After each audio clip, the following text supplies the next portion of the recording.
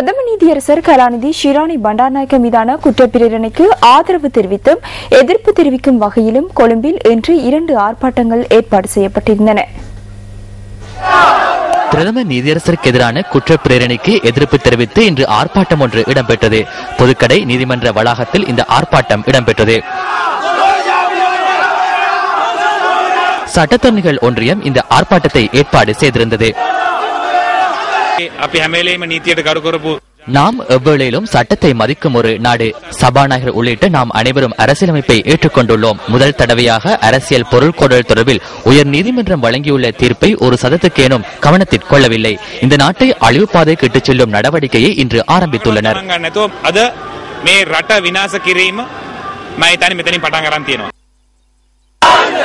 இதேவேளை குற்றப்பிரேரணைக்கு ஆதரவு தெரிவித்து மற்றொரு ஆர்ப்பாட்டம் இடம்பெற்றது. சுய கைத்தொழிலாளர்கள் சங்கம் இதனை ஏற்பாடு செய்திருந்தது.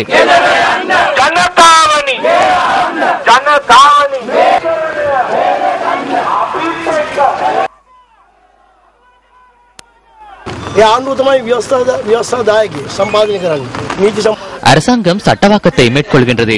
இன்று நீதிமன்றம், பாராளுமன்றம், நிறைவேற்று அதிகாரம் ஆகியவற்றுக்கிடையில் ஏற்பட்டுள்ள முருகல் நிலைக்கு ஒரே தீர்வு என்ன? ஷிராணி பண்டாரநாயக்க குற்றவாளி என்றால் தயவு செய்து அவர் வெளியேறி நீதிமன்றத்தின் சுயாதீனத்தன்மையை பாதுகாக்க வேண்டும் என்றே நாம் கூறுகின்றோம்.